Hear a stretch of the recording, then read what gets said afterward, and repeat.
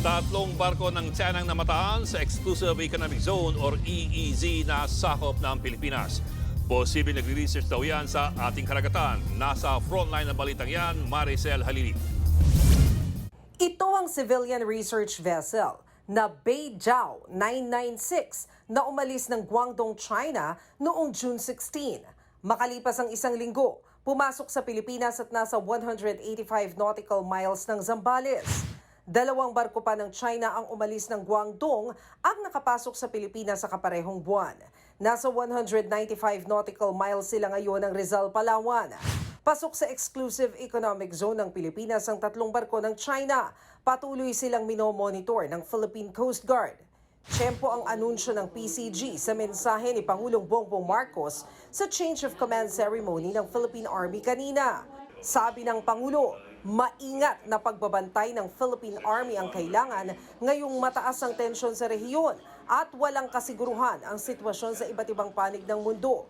Ito ngayon ang nakaatang kay Lieutenant General Antonio Navarrete, ang bagong Commander General ng Army, kapalit ni Lieutenant General Roy Galido.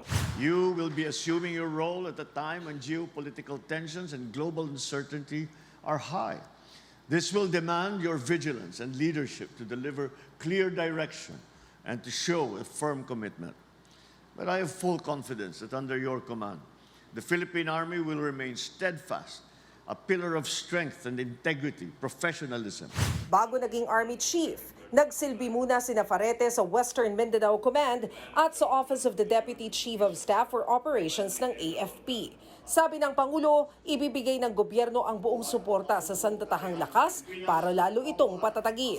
Nagpasalamat din si PBBM sa kontribusyon ni Galido, lalo't ipinursigi umano niya ang pagkakaroon ng kapayapaan sa pamamagitan ng civil-military operations na nauwi sa pagsuko ng ilang armed fighters. Nagbabalita mula sa Frontline, Maricel Halili, News 5. Mga kapatid, Ed Lingaw po, maging maalam at may pakialam sa mga napapanahong balita sa ating bansa. Para sa mas malilimang pagtalakay at paghimay sa mga issue at headlines, mag-follow at mag-subscribe sa social media pages ng News 5.